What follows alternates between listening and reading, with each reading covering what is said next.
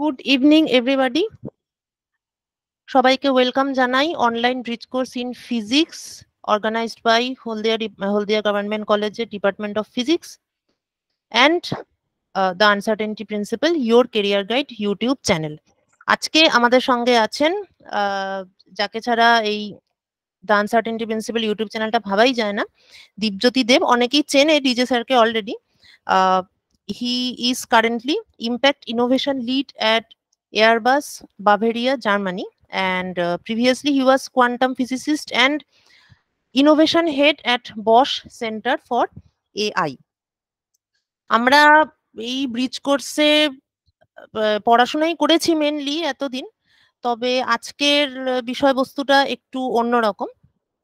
তো দীপজ্যোতি তো স্পেস থেকে এটা অ্যাটেন্ড করছে আমি দেখতে পাচ্ছি, তাহলে তাহলে দীপজ্যোতিকে ওয়েলকাম, স্টুডেন্টদের আরেকবার ওয়েলকাম জানাই। তাহলে Dipjyoti, you please start. Thank you Debolina. আজকে আমাদের যে সেশনটা, এটা কিন্তু আমার এবং দেবলীনার দুজনেরই ব্যক্তিগত অভিজ্ঞতার উপর ভিত্তি করে, যে যখন তোমরা হয়তো এই প্রথম এই ব্রিজ কোর্সটার ফেজে রয়েছো, কিন্তু আমরা যেহেতু বহু স্টুডেন্টদের সাথে আগে কথা বলেছি, বলতে কি আমরা যেটা দেখতে পেয়েছি যে পড়াশুনোর যে অংশটা, মানে ফিজিক্স পড়ার যে অংশটা, সেটা অবশ্যই একটা খুব বড় এবং ইম্পর্টেন্ট পার্ট, কিন্তু স্টুডেন্টরা কিন্তু এছাড়াও অন্য অনেক রকমের সমস্যার সম্মুখীন হয় পড়াশুনো করতে গিয়ে। তো যখন তুমি ফিজিক্স পড়বে, আলটিমেটলি যেটা হয় যে ফিজিক্স পড়তে গিয়ে মানুষের মধ্যে যে পরিবর্তনটা আসে, সেটা হচ্ছে সে অনেক বেশি যুক্তিবাদী হয়, সে অনেক বেশি ফার্স্ট প্রিন্সিপাল থেকে একটা প্রবলেমকে সলভ করার চেষ্টা করে। আজকে আমরা যেটা চেষ্টা করব সেটা হচ্ছে তোমাদের যে দৈনন্দিন জীবনের সমস্যাগুলো, তোমরা যে সমস্যাগুলোর সম্মুখীন হচ্ছ, সেটা পড়াশুনো সংক্রান্ত হতে পারে, সেটা তোমার বাড়ি সংক্রান্ত হতে পারে, সেটা আর্থিক সমস্যাও হতে পারে। সেই সমস্যার দিকগুলোকে আমরা কিভাবে হ্যান্ডেল করতে পারি ফার্স্ট প্রিন্সিপাল থিঙ্কিং থেকে। তো কেন এটা বলছি, কারণ আমি ব্যক্তিগতভাবে অনেক স্টুডেন্টকে মেন্টরশিপ করতে গিয়ে দেখেছি যে হয়তো স্টুডেন্টই পড়াশোনায় ততটা ভালো নয়, বা সবাই সেটাই জানে যে সে পড়াশোনায় খুব একটা ভালো নয়, কিন্তু আমি তার সাথে কথা বলতে গিয়ে পরে বুঝতে পেরেছি যে তার বুদ্ধিমত্তা যথেষ্টই প্রখর, কিন্তু তার পড়াশোনায় যে ইন্টারেস্ট নেই, তার একটা বড় কারণ হচ্ছে সে যে সামাজিক পরিস্থিতিতে রয়েছে। ইনফ্যাক্ট এরকম একজন স্টুডেন্টের সাথে আমি কাজ করেছিলাম বা কথাবার্তা বলেছি বহুদিন ধরে, যার একটা সময় অবধি এটাই বিশ্বাস ছিল যে এই পড়াশোনা করে আর লাভটা কি, আমি তো এই 3 বছর পর কোনো মতে পড়াশোনা শেষ করে আলটিমেটলি আমাকে সাইকেল ঠেলে শহরে যেতে হবে, সেখান থেকে জিনিস কিনে এনে আমার বাড়ির সামনে দোকানে বিক্রি করতে হবে। তো এইটাই যদি হয়, তো যেটা হয় সেটা হচ্ছে যে তার পড়াশুনো করার জন্য যে ধরনের স্পিরিটটা দরকার ছিল, যদিও সে খুব বুদ্ধিমান, যদিও সে হয়তো অনেক কিছু করতে পারতো, কিন্তু সে আর করেনি। মজার ব্যাপার হচ্ছে আমাদের সাথে সেই স্টুডেন্টটি বহুদিন একসাথে কাজ করার পরে, কাজ করা বলতে এই প্রোগ্রামটার মধ্যে দিয়ে যাওয়ার পরে যেটা হয় যে সে কিন্তু এখন জার্মানিতে একটি শহরে ফিজিক্স নিয়ে মাস্টার্স করছে, কিন্তু 5 বছর আগে সে হয়তো এরকম ভাবে ভাবতো না। আমরা এরকমও অনেক স্টুডেন্টদের সাথে কথাবার্তা বলেছি যাদের ক্ষেত্রে বাড়িতে একটা অনেক বড় সমস্যা, তাদের বাড়িতে অনেক রকমের কমপ্লেক্সিটি রয়েছে, বাড়ির যে মেন্টাল পিস যেভাবে হ্যাম্পার্ড হচ্ছে, তার ফলে সে পড়াশোনায় আর ফোকাস করতে পারছে না। তো এরকম যেমন কিছু ব্যক্তিগত সমস্যা রয়েছে, তেমনি আবার অনেক স্টুডেন্টই এটা ঠিক জানে না যে সময়ে কি করে সদ্ব্যবহার করা যায়। সময়ের সদ্ব্যবহার মানে কি, আমাদের প্রত্যেকের মধ্যেই একটা খুব কমন সমস্যা রয়েছে, সেটাকে বলা হয় প্রোক্রাস্টিনেশন। প্রোক্রাস্টিনেশনটা কিরকম, যে তুমি পড়তে বসলে আর কয়েকদিন পরেই পরীক্ষা, কিন্তু তোমার পড়তে বসে মনে হলো যে আজ পড়াটা তো হবেই, অবশ্যই পড়তেই বসেছি, পড়াটাই হবে, কিন্তু ঘরটা কিন্তু অনেকদিন পরিষ্কার করা হয়নি। আমি টেবিলটাকে ঠিক করে সাজিয়ে পরিষ্কার করে ধুলো টুলো ঝেড়ে বইটাকে ঠিক ঠিক তাক করে সাজিয়ে নিয়ে এইবার যে পড়াটা শুরু করব, এইটাই হচ্ছে সেই আসল পড়াটা, যেটা আমাকে পরীক্ষায় টপ 10-এ এনে দেবে। কিন্তু দেখা যায় প্রথমে ঘর পরিষ্কার দিয়ে শুরু হয়ে এরকম অনেকগুলো জিনিস ঘটতে থাকে, যার পরে আর পড়াটাই হয় না। এটা হচ্ছে কিভাবে তুমি সময়ে যে পড়াশোনাটা করছো সেখানে সময়টাকে কি করে ব্যবহার করবে, সেটাও স্টুডেন্টদের জন্য একটা বড় সমস্যা হয়। আর থার্ড একটা যেটা সমস্যা হয় অনেক সময় স্টুডেন্টদের জন্য, সেটা হলো যে তাদের মনে হয় যে আমি ফিজিক্সের সব চ্যাপ্টারই পড়ে ফেলবো।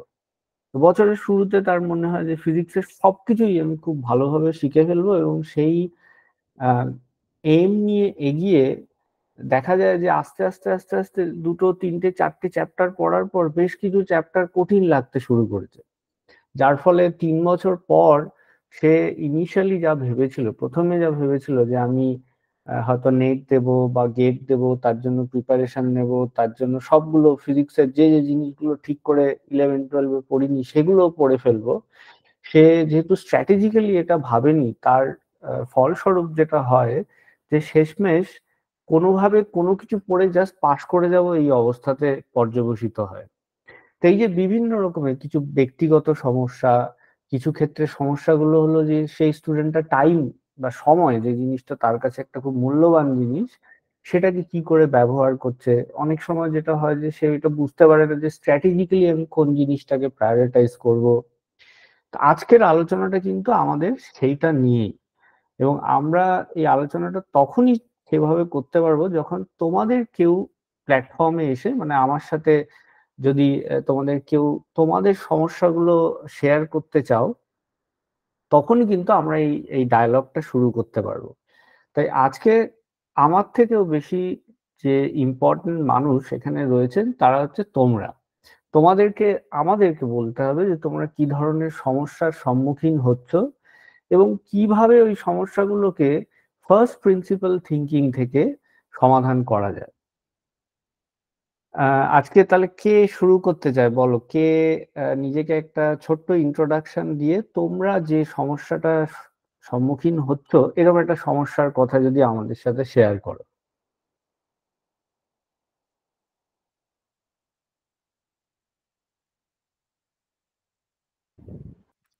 কে শেয়ার করতে চাস আগে? এনিবডি? স্যার, আমি সমৃদ্ধ বলছি, মিদনাপুর কলেজের স্টুডেন্ট। হ্যাঁ বলো। স্যার, বলছিলাম যে ওই পড়াশোনার ক্ষেত্রে আর্থিক প্রবলেমটা স্যার হয়তো আমার হালকা বা কিছুটাই আছে।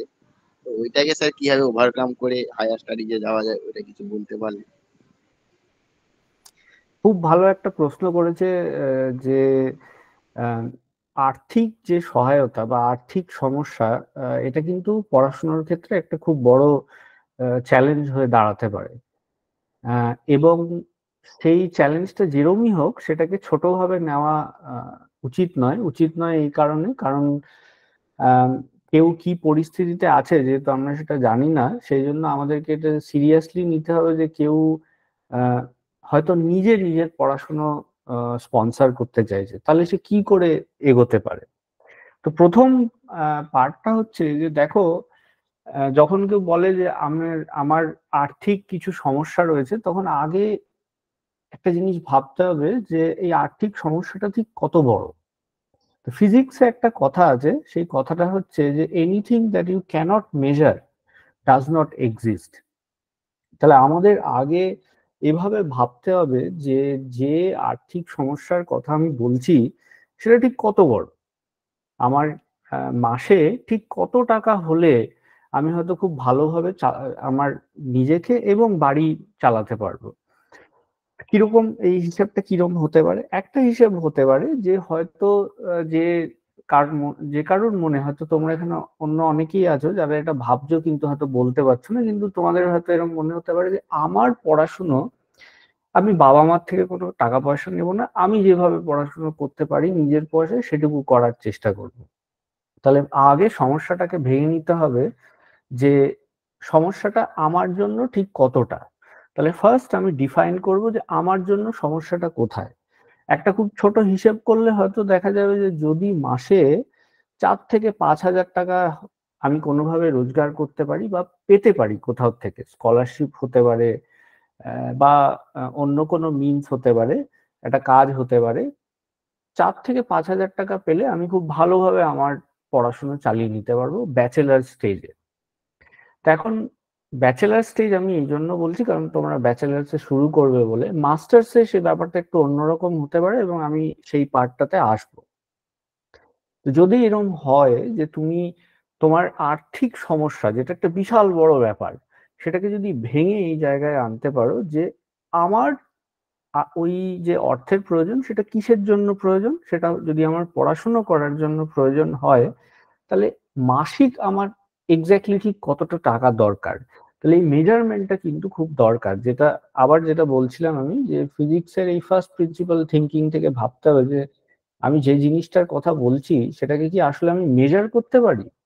তো যদি এরকম দেখা যায় যে 4,000 থেকে 5,000 টাকার একটা অ্যামাউন্ট আমার দরকার, যেটা যদি হয় তাহলে কিন্তু আমি পড়াশোনাটা ঠিক করে চালিয়ে যেতে পারবো।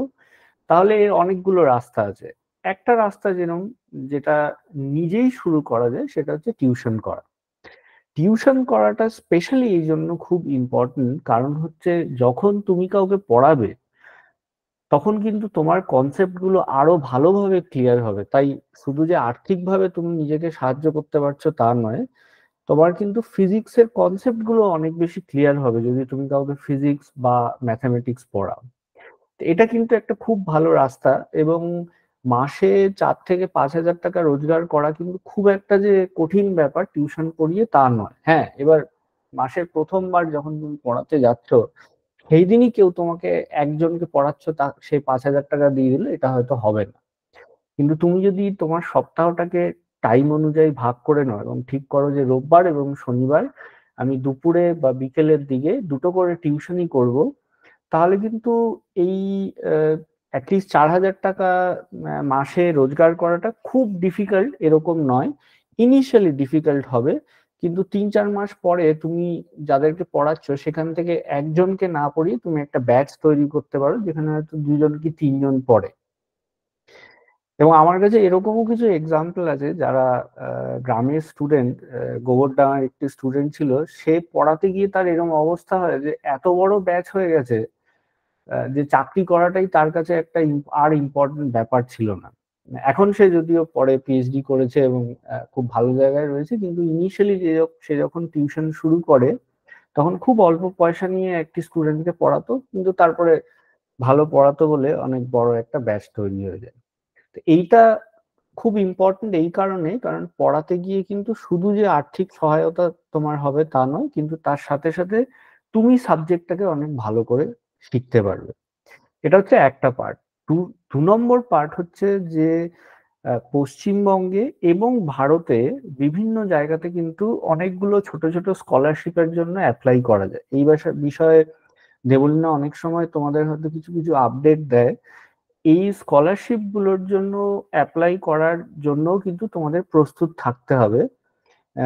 হতেই পারে হয়তো কিছু স্কলারশিপ ওয়ান টাইম স্কলারশিপ, যেমন টাটার থেকে কিছু স্কলারশিপ দেওয়া হয় যেগুলো ওয়ান টাইম স্কলারশিপ, আবার কিছু কিছু স্কলারশিপ দেওয়া হয় যেগুলো প্রত্যেক মাসে কিছু পয়সা পাওয়া যায়।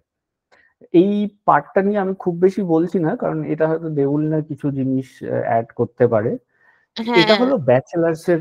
হ্যাঁ, হ্যাঁ, একটাই জিনিস জাস্ট বলছি ছোট্ট করে, সেটা হচ্ছে এইচএস এ 90% অ্যাবাভ পেলে কিন্তু ইন্সপায়ার স্কলারশিপের জন্য অ্যাপ্লাই করা যায়, যেটা আপ টু পিএইচডি তোদের মানে প্রচুরই মানে সুবিধা হবে সেটা পেলে। মানে ওইটা পেয়ে একজন বাড়ি করেছে গ্রামের ছেলে, সেরকমও আমাদেরই ডিপার্টমেন্টের স্টুডেন্ট আছে। তো এটা সবাই একটু খেয়াল করিস, যারা ফার্স্ট ইয়ারে আছিস তারাও, এবং যারা এইচএস এর পর মানে কন্টিনিউ করবি তারাও এটা খেয়াল করবি। ঠিক আছে? হ্যাঁ, বল বল। আর মাস্টার্সে যদি কেউ দেশে পড়তে চায় বা বিদেশে পড়তে চায়, বিদেশে যথেষ্ট পরিমাণ স্কলারশিপ রয়েছে। সেগুলো তোমরা কেউ যদি ইন্টারেস্টেড হও সেই নিয়ে আমরা পরে হয়তো কখনো একটা সেশন করব, কিন্তু আমাদের দেশেও প্রচুর ইনস্টিটিউট রয়েছে, আইআইটি গুলো তো রয়েছে, আহ, যেখানে কিন্তু গেট দিয়ে কোয়ালিফাই করে মাস্টার্স করতে গেলে বা একটা কম্বাইন্ড মাস্টার্স পিএইচডি করলে সেটা অলরেডি স্কলারশিপ গ্রান্টেড একটা প্রসেস। আর বিদেশে যদি কেউ পিএইচডি করতে যায়, বিদেশে তো পিএইচডি ইটসেলফ একটা চাকরি। তার মানে যখন বিদেশে কেউ পিএইচডি করে সে কিন্তু আর স্টুডেন্ট নয়। বেশিরভাগ ক্ষেত্রে যেমন জার্মানিতে সে কিন্তু একজন চাকুরিজীবী, সে যে বৈজ্ঞানিক কাজটা করছে সেটাই পাবলিশ করে as a PhD thesis say PhD বা ডক্টরেট পেতে পারে। তাই এটা ঠিক যে ব্যাচেলার্সের যে 3 বছর সেটা হয়তো আর্থিকভাবে কিছুটা চ্যালেঞ্জিং হতে পারে কারোর কাছে। সেটার কি কি প্রসেস রয়েছে আমরা হয়তো 1-2টো জিনিস বলতে পারলাম, কিন্তু যত তুমি বেশি পড়াশোনা করতে থাকবে তত কিন্তু আর্থিক সহায়তার পরিমাণ আস্তে আস্তে বাড়তে থাকে, স্পেশালি ইঞ্জিনিয়ারিং বা ন্যাচারাল সায়েন্স। ন্যাচারাল সায়েন্স মানে হচ্ছে কেমিস্ট্রি, ফিজিক্স বা বায়োলজি এন্ড সো অন। তাই সবচেয়ে ইম্পর্টেন্ট পার্ট, আর্থিক সাহায্যের থেকেও ইম্পর্টেন্ট হচ্ছে মানসিকভাবে খুব শক্ত থাকা, যে তুমি কতদূর পড়তে চাও। এবং 1-2 মাস তো খুব খারাপভাবে কাটতেই পারে, কিন্তু তাই বলে হাল ছেড়ে না দেওয়া। কারণ হতেই পারে 3 মাস পরেই তুমি হয়তো একটা ভালো টিউশন পেলে, যেখানে আর তোমাকে পড়াশোনার জন্য যে পয়সাটা দরকার সেটা নিয়ে চিন্তা করতে হলো না। তবে এসব বলার পরেও আর একটা লাস্ট পয়েন্ট এই পার্টটাতে আমার, যে এরকম কিছু কিছু পরিস্থিতি হতেই পারে যেখানে হয়তো কারোর বাড়ির পরিস্থিতি খুব খারাপ, বাড়িতে হয়তো কেউ চাকরি করেন না, বা এরকমও হতে পারে যে বাড়িতে হয়তো কেউ অসুস্থ। এই যে আরো জটিল যদি কিছু পরিস্থিতি কারোর বাড়িতে থাকে, তোমরা অবশ্যই আমাদেরকে প্রাইভেটলি যোগাযোগ করতে পারো। আমরা অ্যাটলিস্ট দেখতে পারি যে অন্য কোথাও থেকে কি ধরনের স্কলারশিপ পাওয়া যায়। আমরা পার্সোনালি একটা স্কলারশিপের কথা জানি, যেটা যারা খুবই মেধাবী ছাত্র কিন্তু আর্থিকভাবে অত্যন্ত খারাপ পরিস্থিতির মধ্যে রয়েছে তাদের জন্য এই স্কলারশিপটা স্পেশালি বিদেশে যারা পড়াশোনা করে বড় হয়েছে এরকম কিছু স্কলাররা শুরু করেন পদক্ষেপ বলে একটি ইনস্টিটিউটের থ্রুতে। তা আমরা সেটা নিয়ে পরে কথা বলতে পারি, কিন্তু আমি যেটা খুব ইম্পর্টেন্ট ভাবে এখানে বলে রাখতে চাই যে আর্থিক সমস্যার জন্য একেবারেই পড়াশুনো করতে পারবে না, বা এরকম ভাবা যে এই পড়াশুনো করে আর কি হবে, আমি তো কবে যে চাকরি পাবো জানি না, সেরম যদি মনে হয়, তোমার মনে হওয়াটা ভুল কি ঠিক তার থেকেও ইম্পর্টেন্ট হচ্ছে আমাদের সাথে অবশ্যই একবার কথা বলো। আহ, এবং আমরা চেষ্টা করব যদি কোনো কিছু জানি তাহলে অবশ্যই তোমাদেরকে সেই বিষয়ে সাহায্য করার। আর কেউ কোনো প্রশ্ন করতে চায়? স্যার আমার একটা কোশ্চেন আছে। বলছিলাম যে এমএসসির পর পিএইচডি করলাম ভালো জায়গা থেকে ইনস্টিটিউট, তারপর যদি এমবিএ করলে কোনো কোম্পানিতে হায়ার পজিশন পাওয়া যাবে? তুমি পিএইচডি না করেও হায়ার পজিশন পেতে পারো। হায়ার কোনো কোম্পানিতে খুব হায়ার পজিশন পাওয়ার সাথে কিন্তু সবসময় এমবিএ বা পিএইচডি বা মাস্টার্সের যে ডাইরেক্ট যোগাযোগ আছে এরকম নয়। তো আমি যদি খুব ভুল না হই তাহলে আমি একটু আগে দেখলাম যে সৌরভ সরকার এখানে জয়েন করেছে। এটা কি আমাদের সৌরভ সরকার? আমিও সেটাই হ্যাঁ ভাবছি। স্যার। ও হ্যালো। সৌরভ কিন্তু ব্যাচেলার করার পরে একটা স্টার্ট আপে চাকরি করতো, এবং তারপরে সৌরভ এখন বেশ ভালো একটা পজিশনে রয়েছে। সৌরভ কিন্তু মাস্টার্স, পিএইচডি বা এমবিএ কোনোটাই করেনি। তো সৌরভ, এই যে কোয়েশ্চেনটা আমরা পেয়েছি যে এরকম কিছু করলেই কি বড় পজিশনে পৌঁছানো যায়, যে না সেটা ছাড়াও কোম্পানিতে কাজ করা যায়, তুমি যদি তোমার অভিজ্ঞতার থেকে 1-2টো কথা আমাদের বলো।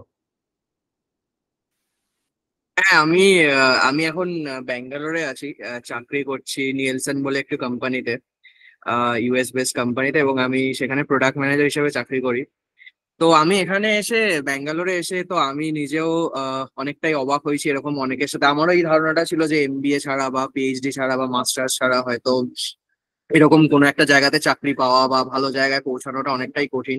তবে আমি এখানে এসে আমি অনেকটাই অবাক হয়েছি, এবং বিশেষ করে তো আমাদের দেশের মেয়েদের পক্ষে খুবই কঠিন ভালো কোনো একটা জায়গাতে পৌঁছানো।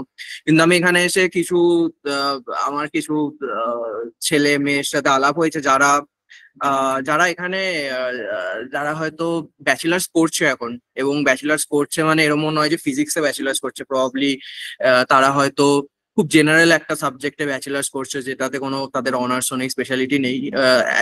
একজনকে আমি পার্সোনালি চিনি যে ড্রপ আউট করেছে, এবং তারা নিজেদের স্টার্ট আপ করেছে। তারা নিজেদের স্টার্ট আপ করছে কেউ কেউ, তারা কেউ কেউ এরকম আছে যারা বেশ ভালো জায়গায় চলে গেছে। আমি একটা ছেলেকে চিনি পার্সোনালি, নাম অথর্ব।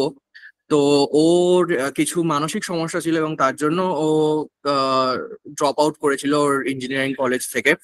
এবং ও খুবই ওপেন এই ব্যাপারটা নিয়ে, এবং ওর লাস্ট জবটা কয়েক মাস আগে শেষ করেছে এবং তারপরে ও নতুন একটা জব খুঁজছিল এখানে। তো ও জবের লাস্ট জবটা শেষ করেছে এবং জবেও নতুন জবটা পেয়েছে, তার মধ্যে ডিফারেন্স হলো 3 দিন। তো 3 দিনের মধ্যেও দুটো জব পেয়েছে। এবং ওকে যদি ব্যাঙ্গালোরে আমাদের এখানে যারা, তোমরা হয়তো স্টার্ট আপ বা এই জিনিসগুলো শুনেছো, এখানে যে স্টার্ট আপ ইকোসিস্টেম আছে, তুমি যদি ব্যাঙ্গালোরে এরকম স্টার্ট আপ ইকোসিস্টেমে কেউ কাজ করছে 5 বছর 7 বছর, তোমরা যদি এসে তাদের সাথে কথা বলো, সবাই কম বেশি এই ছেলেটিকে চেনে। তো ও যেটা করেছে সেটাই মানে ওর ওর একটা ব্যাচেলার্সও নেই, ও জাস্ট এইচএস পাস আউট, যদি আমি দেখি সেরকম ভাবে। তো আমি ব্যাঙ্গালোরে এসে এবং এটা অনেক ক্ষেত্রে বোম্বে, দিল্লি আর হয়তো কলকাতা বা পশ্চিমবঙ্গের ক্ষেত্রে আমরা খুব একটা দেখতে পারি না, কারণ সেই জায়গায় হয়তো এই অপরচুনিটি গুলো নেই। কিন্তু এইদিকে আমি এরকম অনেকের সাথে কথা বলেই অবাক হয়েছি। একটি মেয়ে আছে যে নিজে স্টার্ট আপ করছে এখন মার্কেটিং এর উপরে, এবং তার মেন গোল হলো যে উমেন লিডারশিপ নিয়ে কাজ করা, এবং সে খুবই ভালো কাজ করছে।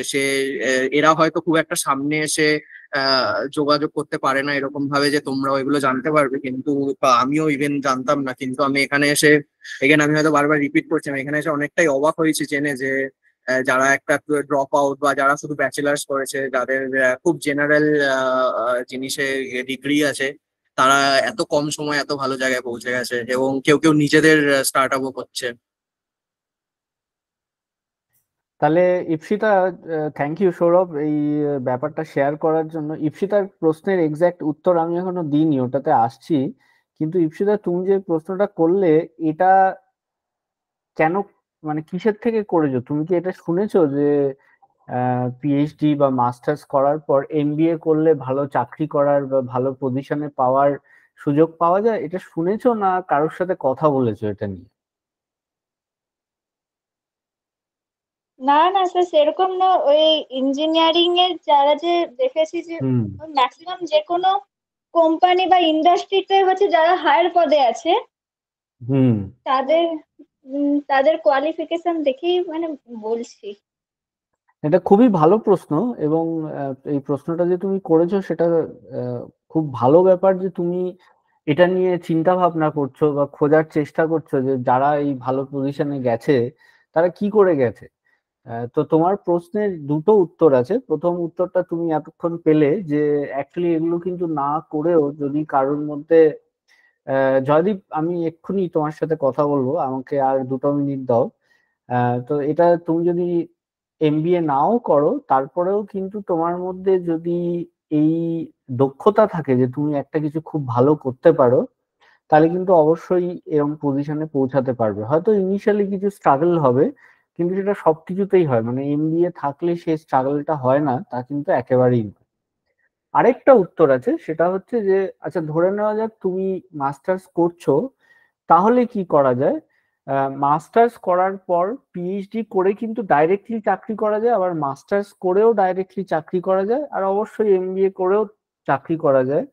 ভালো চাকরির পজিশনে পৌঁছানোর জন্য সবসময় যে হয় পিএইচডি না হয় মাস্টার্স বা এমবিএ দরকার, তা কিন্তু নয়। কিন্তু কেউ যদি চায় সে অবশ্যই সে তার হয়তো মনে হলো আচ্ছা আমি মাস্টার্সটা করি, তারপরে পিএইচডিটাও করি, করে এই রাস্তাটা খোলা রাখি যে যদি কখনো দরকার হয় আমি ইউনিভার্সিটিতে পড়াবো বা প্রফেসর হব, বা আমার যদি ভালো না লাগে একাডেমিক্সে থাকতে, আমি হয়তো ইন্ডাস্ট্রিতে যাব। এই দুটোই কিন্তু করা যায়।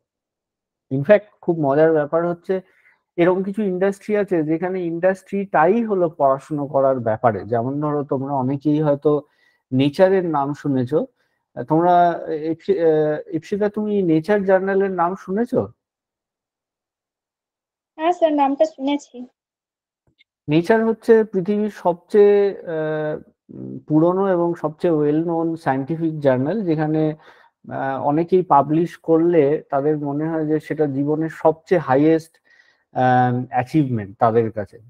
তো এই নেচার যে জার্নালিং হাউস বা পাবলিশিং হাউস, সেখানে কিন্তু অনেকেই ম্যানেজমেন্ট পজিশনে আছে যাদের ব্যাকগ্রাউন্ড হচ্ছে সায়েন্স, তারা সায়েন্স থেকে পড়াশোনা করে তারপরে ম্যানেজমেন্টে জয়েন করেছে।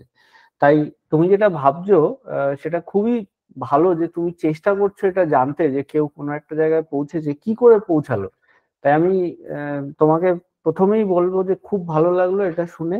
আর এই কিউরিওসিটিটা তুমি রেখো, যে লোককে জিজ্ঞেসও করো যে আচ্ছা আপনি যে এখানে পৌঁছালেন কি করে পৌঁছালেন। আর তুমি যে দুটো রাস্তার কথা তুমি যে প্রশ্নটা করেছিলে, আশা করি তুমি এটা উত্তর পেলে যে এটা কিন্তু দুটো রাস্তা দিয়েই যাওয়া সম্ভব। স্যার আমার মনে হচ্ছিল যে কোয়ালিফিকেশনটা একটু পিএইচডি অবধি থাকলেই ভালো, মানে কোয়ালিফিকেশন যদি বেশি থাকলে তাহলে মানে সবকিছুই জানি, সেরকম কিছু মনে হবে। এখন এটা তো বলা মুশকিল, কারণ দেখো কোয়ালিফিকেশন বেশি থাকলেই যে সে অনেক কিছু জানবে সেটা নাও হতে পারে। মানে নামের আগে ডাক্তার থাকার পরেও সে চোর হতে পারে। আবার সে একজন হয়তো কোনো কিছুই করেনি জীবনে বড়, কিন্তু সে খুবই সৎ একজন মানুষের জীবনযাপন করতে পারে। আবার একজন এরম ডাক্তারও থাকতে পারে যে খুব গরিব মানুষদের জন্য কাজ করেছে, হয়তো তাদের থেকে কোনো পয়সা নেয়নি। আমি এরকম টিচারদেরও দেখেছি যাদের হয়তো পিএইচডি নেই, কিন্তু তারা খুব ভালো পড়ায়, এরকম অনেক পিএইচডি থেকে যারা হয়তো এইভাবে পড়াতে পারে না।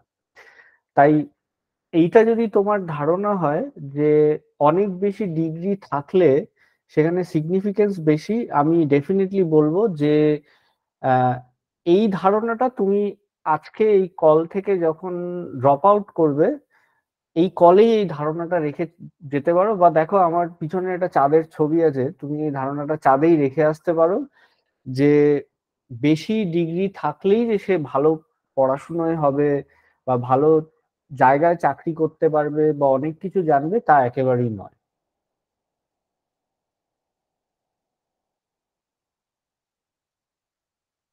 ঠিক আছে, তাহলে আমরা পরের কোয়েশ্চেনটা নিই একটা। আচ্ছা দেউল, একটু যদি চ্যাটটা পড়িস, কারণ আমি চ্যাটটা ঠিক ফলো করতে পারছি না। হ্যাঁ হ্যাঁ, আমি বলে দিচ্ছি। জয়দীপ দত্ত বালুরঘাট মহাবিদ্যালয় পদার্থবিদ্যা বিভাগের স্নাতক স্তরের ছাত্র।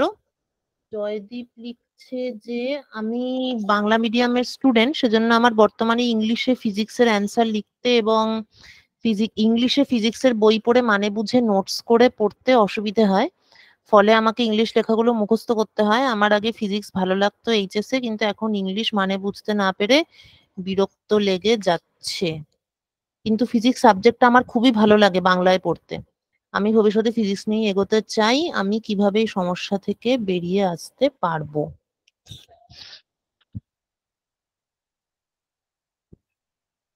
এটা কিন্তু একটা খুব ভালো প্রশ্ন, এবং আমার এই সমস্যাটা অনেকের হয়েছিল প্রশ্ন যখন এটা। যখন আমি 11-12 ইংলিশ ভার্সনে পড়তে শুরু করি। আমি 10 অব্দি শুধু বাংলাতেই পড়তাম। তো আমি এটা নিয়ে উত্তর দেওয়ার আগে আমি দেবলীনাকে একবার এই প্রশ্নটা জিজ্ঞেস করি, কারণ দেবলীনা এই ব্যাপারটা হয়তো আমার থেকে অনেক বেটার, ডে টু ডে লাইফে প্রত্যক্ষ, মানে প্রত্যেক দিনে অনেক বেশি প্রত্যক্ষ করে। তো তুই যদি কিছু একটু বলিস, তারপরে আমি আবার এই প্রশ্নটায় ফিরে আসবো এবং উত্তর দেবো অবশ্যই। হ্যাঁ, ব্যাপারটা হচ্ছে যে প্রথমে তো আমার কথাই বলি, কারণ আমি নিজেই তো বাংলা মিডিয়ামের স্টুডেন্ট ছিলাম। তবে আমি 11-12-এ একটা জিনিস করেছিলাম, সেটা হচ্ছে যে প্রত্যেকটা ফিজিক্সের যে টার্ম, সেগুলো আমি ইংলিশ গুলো পড়তাম এবং মনে হয় অ্যান্সারে আমি ইংলিশ টার্মগুলোই লিখতাম। ঠিক আছে, কারণ আমারও যেহেতু ফিজিক্স নিয়ে এগোনোর ইচ্ছে ছিল, সেজন্য ওটা আমার মাথায় ছিল যে পরে ইংলিশেই পড়তে হবে। এবার অন্তত টার্মস গুলো যদি না জানা থাকে তাহলে তো আর কিছুই বুঝতে পারবো না, সেই জন্য টার্মস গুলো পড়ে রেখেছিলাম। কিন্তু তারপরেও আমার মানে সেই যাদবপুরে ঢুকে ফার্স্ট সেমিস্টারে তো মনে হচ্ছিল যে কেউ আমাকে, কারোর ক্ষমতা নিয়ে আমাকে পাশ করাবে। মানে যেই বই খুলছি পুরো মনে হচ্ছে হিব্রু। এবার তখন আমি যেটা করেছিলাম, মানে কিছু তো করার নেই, একটাই অপশন, এবার ব্যাকে আসা যাবে না, সামনে যেতে হবে। সেইটা ভেবে তারপর ওই বই, ফিজিক্সের বই নিয়ে বসলেই একটা অক্সফোর্ড ডিকশনারি, তখন তো স্মার্টফোন ছিল না, এখন যেমন প্রচুর সুবিধে, মানে একটা সেন্টেন্স লিখে দিলে গুগল ট্রান্সলেটারে ফেললে বঙ্গানুবাদ এসে যায়, বা সিম্পল একটা ওয়ার্ড টাইপ করলে সেটার মানে দেখিয়ে দিল হয়তো। তখন তো এইসব ছিল না। এবার অক্সফোর্ড ডিকশনারি নিয়েই পড়তে বসতাম সব সময়। মানে আমার মনে পড়ে না আমি ফার্স্ট ইয়ারে কখনো ডিকশনারি ছাড়া ফিজিক্সের বই পড়েছি বলে। এবার ওই বইয়ের মধ্যেই দাগ দিয়ে দিয়ে যেই ওয়ার্ডে মানে বুঝতে পারছি না, ডিকশনারি দেখলাম, ওটার উপরেই লিখে রাখলাম। আবার যেই সেন্টেন্স বুঝতে পারছি না, বঙ্গানুবাদ করলাম, ওখানেই লিখে রাখলাম। যার জন্য কি হতো, বন্ধুরা যখন বই জেরক্স করতো তখন ওরা লাইব্রেরি বই নিত না, আমার বই নিয়ে সেটাকে জেরক্স করতো, কারণ ওখানে সব বাংলা মানেগুলো লেখা আছে। তো এই করে করে ফার্স্ট সেমিস্টারটা ওরকমই করেছিলাম, সেকেন্ড সেমও তাই করেছিলাম। তারপর আস্তে আস্তে থার্ড সেম থেকে আর অসুবিধে হয়নি, তবে প্রথম দুটো সেমিস্টার এরকম ভাবেই পড়তে হয়েছিল। এবার এটা তো সত্যি কথাই, বাংলায় পড়তে কি সুন্দর লাগে, সারা জীবন যেহেতু পড়ে এসেছি। কিন্তু ওই আর কি, পরে যখন ইংলিশ বইগুলো একটু ধৈর্য ধরে পড়লাম তখন দেখলাম বইগুলো এত বেশি ভালো যে মানে ওই পরিশ্রমটা করাই যায় আর কি। এটা সেই অনেকটা ছেলেদের মেয়ে পটানো বা মেয়েদের ছেলে পটানোর মতো, মানে খুবই কষ্ট করতে হবে কিন্তু ব্যাপারটা এতটাই ভালো যে ওই কষ্টটা করাই যায়। একই রকমই আমার এটাও একদম পুরোই সেম ফিলিংসটা একই ছিল, যে যখন ভালোভাবে মানে ফ্লুয়েন্টলি যখন পড়তে পারলাম তখন সত্যি মনে হয়েছিল মানে ওই কষ্টটা সারতে, মানে ওই কষ্টটা করা যায়। আর এবার এটা আমার কথা, এইবার হচ্ছে আমি যেখানে পড়াই সেটা তো মানে রুরাল ব্যাকগ্রাউন্ডের ছেলেমেয়েরাই আসে, তো ওদের ইংলিশে আরো সমস্যা, মানে ইংলিশ ল্যাঙ্গুয়েজেই ওদের সমস্যা। আমার যেমন ল্যাঙ্গুয়েজে অত প্রবলেম ছিল না। তো সেক্ষেত্রে ওদেরকে ওই ওরকমই আমি খুব রিগোরাসলি ফার্স্ট প্রথম থেকেই যেটা করাই সেটা হচ্ছে মানে ওদের ইচ্ছে হোক না হোক মানে জোর জবরদস্তি মানে পড়তে হবেই ইংলিশ বই, এরকম একটা ব্যাপার। এবং মানে একটু কঠিন কঠিন বই আমি মানে অফ টাইমে, হ্যাঁ একটা ব্যাপার আছে, টেক্সট বুক সিলেকশনটা একটা ব্যাপার। কিছু কিছু টেক্সট বুক থাকে যেগুলো ইংলিশটা তুলনামূলকভাবে সহজ, ঠিক আছে, তা সেগুলোই আমি ওদেরকে প্রথমে পড়তে বলি, না হলে ভয় পেয়ে যাবে। আর এছাড়া যেগুলো খুব রচনার মতো বেশি বেশি থাকে সেগুলো আমি ক্লাসে পড়ানোর সময় বুঝিয়ে দিই। আর তারপরে আমি অনেক সময় সেমিনার করাই, সেখানে আমি যেমন বলেই দিই যে এই বইটা পড়ে এটাই তোদেরকে বোঝাতে হবে। এসব করতে করতেই একটা বছর কষ্ট হয়, তারপর কিন্তু ঠিক হয়ে যায়। জয়দীপ কোন সেমিস্টার আমি জানি না, তবে প্রথম এক বছর টেনে দিলে কিন্তু এরপরে দেখবি আর অতটা অসুবিধা হচ্ছে না। আর ফিজিক্সের অ্যান্সার কিন্তু তুই রচনা না লিখেও লিখতে পারিস, সেটা কিন্তু একটা টেকনিক আছে, ওটা তোকে আমি পরে বলে দিতে পারি। আমি আমার স্টুডেন্টদেরকে সেভাবেই সবসময় শিখিয়ে দিই। আচ্ছা সেমিস্টার 5, আচ্ছা বুঝতে পারছি, তাহলে তোর থেকে জানতে হবে আমাকে একটু ডিটেলে। ঠিক আছে, পরে তোর সঙ্গে কথা বলবো। তবে ফিজিক্সের অ্যান্সার কিন্তু তুই মিনিমাম ইংলিশ লিখেও লিখতে পারিস। হ্যাঁ মানে ম্যাক্সিমাম ছবি এবং ইকুয়েশন দিয়ে খুব কম ইংলিশ ভাষা লিখেও ফিজিক্সের অ্যান্সার তুই লিখতে পারিস। ওটা সেটা তোকে আমি স্পেসিফিক্যালি পরে না হয় তোর সঙ্গে কথা বলে নেবো। ঠিক আছে, এইটাই বলার। এটা খুব ভালো একটা প্র্যাকটিক্যাল স্যার, পার্ট হলো অ্যান্সারটার। হ্যাঁ বলো যদি।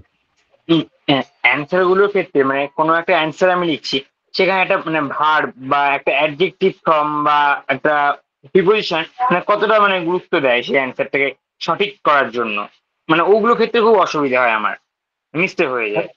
দেখো এটা তো বাংলা ভাষার ক্ষেত্রেও ব্যাপারটা এরকমই। তো এটা নিয়ে একটা মজার গল্প হচ্ছে যে একজন বিদেশ থেকে এসে পশ্চিমবঙ্গে বাংলা শিখছিল। তো তাকে একজন বললো যে দেখুন, আপনার কারোর সাথে দেখা হলে সৌজন্য বিনিময় করবেন, করতে গিয়ে বলবেন যে আপনার নাম কি, কেমন আছেন, আপনার ছেলে মেয়ে কেমন আছে, আপনার ছেলে মেয়ে কটা। তো যে বাংলা শিখছিল সে যেহেতু নতুন শিখছে, সে একজনের সাথে দেখা হয়ে বলল যে কি ব্যাপার কেমন আছেন, কিন্তু পরের সেন্টেন্সটা ভুলে গেছে, ভুলে গিয়ে জিজ্ঞেস করে যে তা আপনার মেয়ে ছেলে কটা। বুঝতেই পারছো তারপরে সে যে মারটা খেয়েছে। এখন এই সমস্যা সব ভাষাতেই রয়েছে, যে ইজ অ্যাম বাট থেকে শুরু করে যে ভার্ব বা প্রিপোজিশন গুলোর পজিশনিং যদি ভুল হয়, তাহলে অবশ্যই তার ভাবটা যেটা বলার চেষ্টা করা হচ্ছে সেটা হয়তো সবসময় ঠিকভাবে এক্সপ্লেন করা যায় না। এক্সেপ্ট ন্যাচারাল সায়েন্সেস, যেখানে অঙ্কের মাধ্যমে অলরেডি তুমি অ্যান্সারের অনেকটা বলে দিতে পারো। হুম, যেমন ধরো একটা গ্লাস যদি বালির উপর পড়ে তাহলে ভেঙে যায় না, কিন্তু মেঝের উপরে পড়লে ভেঙে যায় কেন? এই প্রশ্নের উত্তর কিন্তু যেমন ভাষায় লিখে দেওয়া যায়, তেমনি কিন্তু ম্যাথামেটিক্যালিও দেওয়া যায়। যে যখন বালির উপর পড়ে, যেহেতু পড়ার পর যখন কন্ট্যাক্টে আসছে গ্লাসটা বালির সাথে, তারপরে একটা এক্সট্রা টি বা সময় তার কাছে থাকে, একটা এক্সট্রা সরণ হয়, সেই সময়টার জন্য এই মোমেন্টাম যে এক্সচেঞ্জ সেটা অন্যরকম হয়, বা ভরবেগের এক্সচেঞ্জ সেটা অন্যরকম হয়। এটা কিন্তু তুমি ম্যাথামেটিক্যালিও বলতে পারো, এবং সেটা অনেক বেশি কারেক্ট বা অনেক বেশি ঠিক ভাষায় সেটা বলার থেকে। তাই তুমি অবশ্যই একবার আমাদের সাথে যোগাযোগ করো, এবং এটা মাথায় রাখতে হবে যে ফিজিক্স কিন্তু এমন একটা সাবজেক্ট যেখানে তুমি অঙ্ক দিয়েই অলরেডি অ্যান্সারের বেশিরভাগ পার্ট বলে ফেলতে পারবে। আহ, আর ভাষার একটা জিনিস আমি বলবো যে এখানে তিন ধরনের সমস্যা হয়ে থাকতে পারে। প্রথম সমস্যাটা হচ্ছে যে তুমি ফিজিক্সের টার্ম গুলো জানো না, বা ফিজিক্সের টার্ম গুলোতে সমস্যা হচ্ছে, এটা কিন্তু সবচেয়ে সিরিয়াস সমস্যা। সেটা যদি হয় তাহলে তার রেমেডি হলো বা তার প্রতিষেধক হচ্ছে যে তোমাকে সবচেয়ে ইম্পর্টেন্ট যে টার্ম গুলো ফিজিক্সে আছে, যেমন ভরবেগ, মোমেন্টাম, অ্যাঙ্গুলার মোমেন্টাম, বা সার্কুলার মোশনের কিছু এলিমেন্ট রয়েছে, কোয়ান্টাম ফিজিক্সের যে এন্ট্যাঙ্গেলমেন্ট বা সুপারপজিশন, এই যে শব্দগুলো, এগুলোর মানে কি, এগুলোকে ভালো করে রপ্ত করতে হবে। এটা কিছুটা তুমি মুখস্থও করতে পারো, কারণ এটা যে সবসময় তোমাকে এক্স্যাক্টলি ম্যাথামেটিক্যালি লিখতে হবে তা নয়, কিন্তু এটা জানতে হবে যে বাংলায় যেটাকে আম বলে, ইংলিশে সেটাকে ম্যাঙ্গো বলে, এই জিনিসটা অ্যাটলিস্ট তোমাকে জানতে হবে।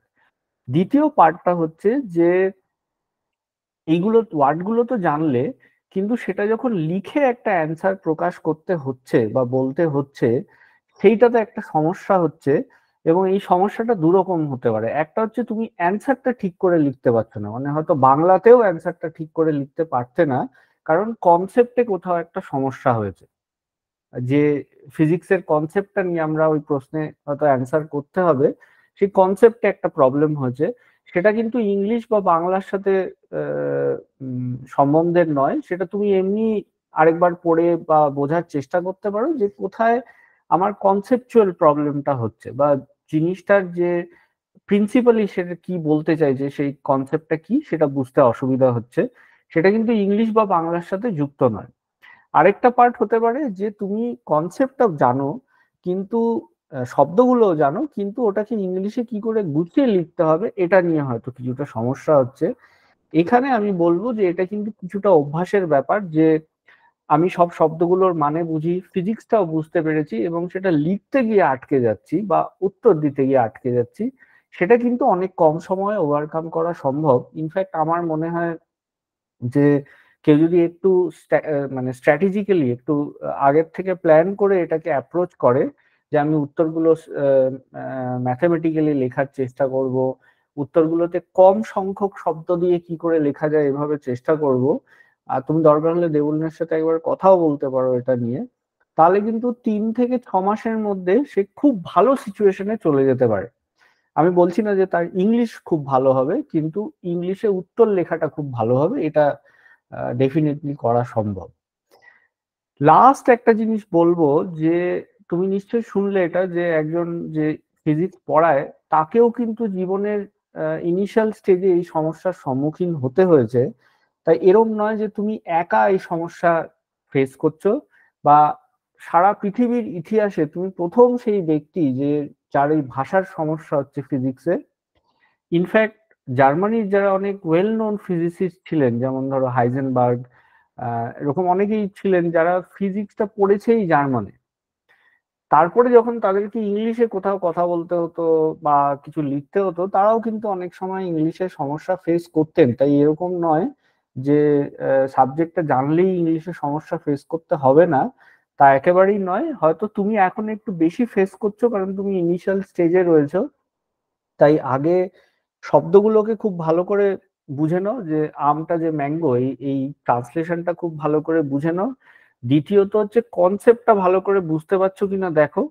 আর তৃতীয়ত হচ্ছে যে এইবার যখন ওটাকে লিখতে হবে, লিখতে গিয়ে যদি কোনো সমস্যা ফেস করো, তখন আমরা সেইখানে কিছু কিছু ট্যাকটিক্স ইউজ করতে পারি, যেগুলো নিয়ে তুমি দেবলিনার সাথে একবার কথা বলতে পারো। আর কেউ কোনো প্রশ্ন করতে চায় বা কিছু নিয়ে আলোচনা করতে চাও কেউ? স্যার আমি যে কথাটা বললাম এটাকে আমি আমি একটা হালকা একটা হ্যাঁ এক্সাম্পলের মাধ্যমে একটু বলবো। হ্যাঁ হ্যাঁ, বলো। মানে ধরুন আমি লেন্স ল লিখছি, এবার লেন্স হুম, লটা বলছি একটু। Lenz law states that the direction of the electric current inducted in a conductor by a changing magnetic field such that the magnetic field created by the inducted current opposes changes in the initial magnetic field। বা এটা আমি যেটা বললাম, এখানে যেমন Lenz law states the direction of the, এই of এর ক্ষেত্রে কোনো অন দা বা ইন দা হয়ে গেল, সেক্ষেত্রে কি মানে আমার এই পুরোটার মানেটা বদলে যাচ্ছে, আমি সেটাই মানে বুঝতে পারি না এই জায়গাটা। হ্যাঁ, এটা হয়, এবং এটা অনেক সময় যারা খুব তাবড় তাবড় ইংলিশ মানে ইংলিশে যে খুব ভালো দখল রয়েছে তারাও কিন্তু অনেক সময় এই ভুলটা করে।